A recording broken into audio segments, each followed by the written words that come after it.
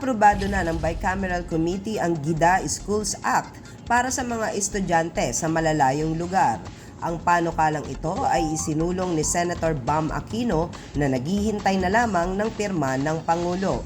Tinitiyak ng batas na walang estudyanteng maiiwan dahil sa hirap o layo ng tirahan.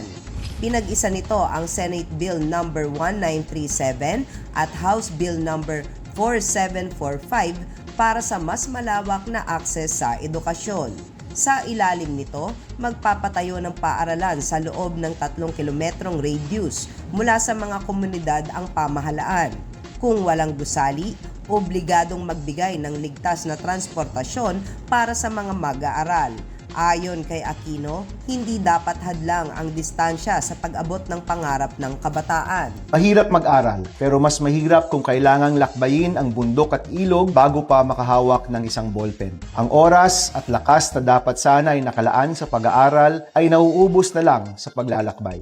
May dagdag allowance, pabahay at professional support pa para sa mga gurong nagtuturo sa malalayong lugar.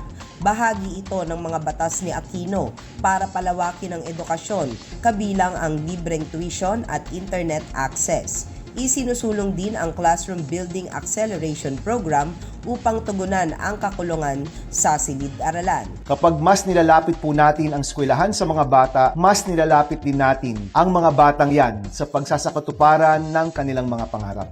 Nagpasalamat si Aquino kina Senators Win Gatchalian, Loren Legarda at Joel Villanueva para sa kanilang suporta. Ako pong inyong kaibigan Clarissa de Guzman para sa Balitang Unang Sigaw.